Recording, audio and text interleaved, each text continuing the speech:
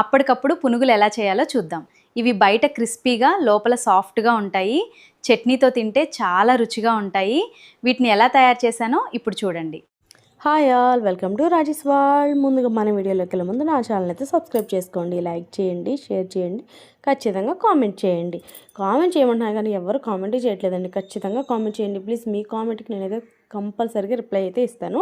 So మీ ఇందులో నేను చేసే వాటిల్లో ఏముందో, ఏం తేడా ఉందో ఏంటో కూడా, ఇంకా ఏం చేస్తే బాగుంటుందో కూడా ఖచ్చితంగా మీ అభిప్రాయాన్ని అయితే నాకైతే తెలియచేయండి.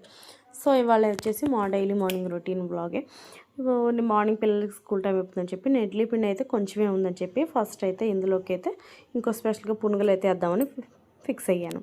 ఈ పునుగులకు కొంచెం 2 కప్పులు మైదా పిండి, కొంచెం పెరుగు, కొంచెం ఉల్లిపాయలు, కొంచెం పచ్చిమిర్చి, కొంచెం కొత్తిమీర ఇవన్నీ కూడా వేసుకొని కలుపుకొని కొంచెం తినే సోడా వీటిని కూడా వేసుకొని చక్కగా కొంచెం కొంచెంగా వాటర్ యాడ్ చేసుకుంటూ పునుగుల పిండిని అయితే కలిపేసుకున్నాను. ఈ విధంగా ఇందులో కొంచెం తగినంత సాల్ట్ కూడా వేసుకున్నాను.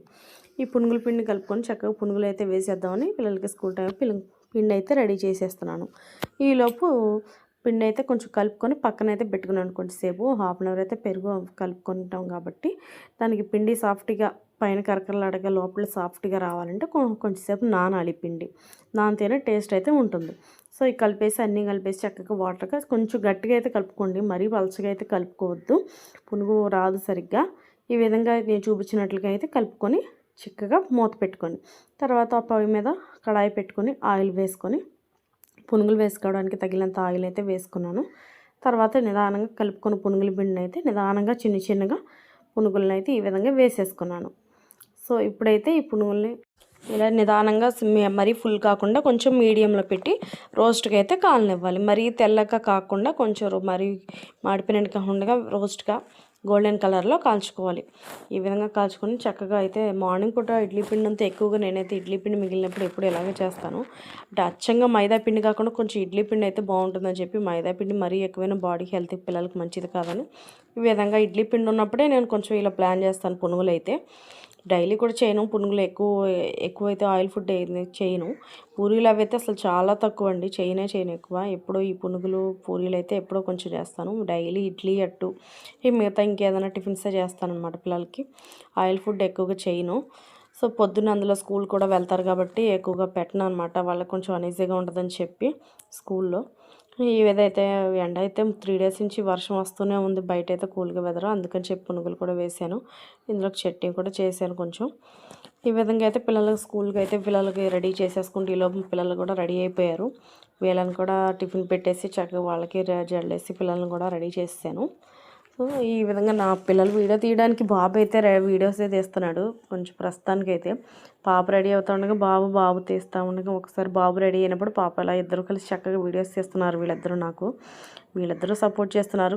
మీరు కూడా నన్ను ఇక్కడ ఎలాగే సపోర్ట్ చేయండి. నా వీడియోస్ చూస్తున్నారు కానీ సబ్స్క్రైబ్ చేసుకోవట్లేదు. దయచేసి నా వీడియోస్ లైక్ చేసి కొంచెం సబ్స్క్రైబ్ చేసుకున్న వాళ్ళు సబ్స్క్రైబ్ చేసుకోండి. నా వీడియోస్ కూడా చూడొచ్చు కదా చక్కగా.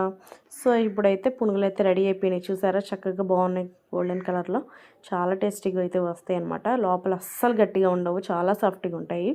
సో మీరు కూడా తప్పకుండా ట్రై చేయండి. ఇడ్లీ పిండి ఉన్నప్పుడైతే అచ్చంగా మైదా పిండి కంటే ఇడ్లీ పిండితో చాలా బాగుంటాయి అన్నమాట. సో పిల్లలు స్కూల్కి అయితే వెళ్ళిపోయారు. సో వాళ్ళు స్కూల్కి వెళ్ళకే కర్రీ కూడా వండేద్దామని చెప్పి స్పెషల్గా ఇవి ఏమీ లేదు. ఇవాళ బీరకాయ వండేద్దామని చెప్పి నిన్న కర్రీ ఎక్కువగా సండే రోజు అయితే మండే చేస్తాం కాబట్టి హడావిడిగా ఏమన్నా నాన్ వెజ్ మండే కొంచెం సింపుల్గా తీసుకుంటాను. సో బీరకాయలు అయితే కట్ చేశాను. బీరకాయలు గల చెక్కు తీసుకొని ఫస్ట్ చక్కగా ఇలాగైతే ముక్కలు అయితే కట్ చేసేసుకొని కూర కూడా వండేసుకుందామని ప్రిపేర్ చేసేస్తున్నాను. ఈలోపు అయితే నేనైతే కొంచెం టీవీ చూసుకుంటూ అయితే కట్ చేస్తాను. కొంచెం మరీ బోర్గా అనిపించకుండా టీవీ చూసి కొంచెం కట్ చేస్తాను అనమాట వెజిటబుల్స్ అయితే. మీరు ఎంతమంది ఇలాగ కూరగాయలు టీవీ చూసుకుంటూ కట్ చేస్తారు కామెంట్ చేయండి. సో నెక్స్ట్ అయితే ఈ విధంగా అయితే కట్ చేసేసుకున్నాను. నెక్స్ట్ కోసేసుకున్నాను కాబట్టి కళాయి పెట్టుకొని ఆయిల్ పోసుకొని అందులో తాలింపులు వేసుకొని తర్వాత ఉల్లిపాయ పచ్చిమిర్చి కూడా వేసుకున్నాను. కొంచెం కరివేపాకు వేసుకొని ఇవన్నీ కలిపేసుకొని తర్వాత బీరకాయ ముక్కలు కూడా ఉల్లిపాయ మగ్గాక అయితే బీరకాయ ముక్కలు వేసుకొని కలిపేసుకున్నాను. సో మీరు ఈ విధంగా కొంతమంది బీరకాయని అయితే పాలు పోసి కూడా వండుతారు, కొంతమంది బీరకాయ శనగపప్పు కూడా వండొచ్చు ఇందులో.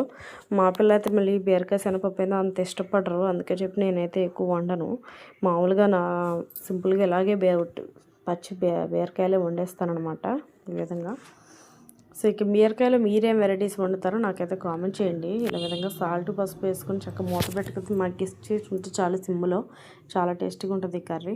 బీరకాయ కూడా మంటికి చాలా మంచిది. సో ఈ విధంగా అయితే బీరకాయ కూర అయితే ప్రిపేర్ చేసేసాను.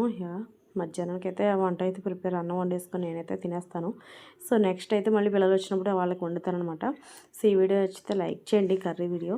సో ఇప్పుడైతే ఈవినింగ్ అయిపోయింది. ఇక సాయంత్రం టీ అయితే పెట్టేసుకుంటున్నాను. పిల్లలు వచ్చే టైం అయిందని చెప్పి కాసేపు పడుకొని అయితే లేచి టీ పెట్టుకున్నాను. పిల్లలకి వచ్చాక పాలు కూడా కలిపి ఇచ్చేసాను వాళ్ళిద్దరికి. ఓకే, నా వీడియో నచ్చితే మీరైతే లైక్ అయితే ఇచ్చేయండి. సరే రేపటి వీడియోలో కలుద్దాం. Thank you, bye.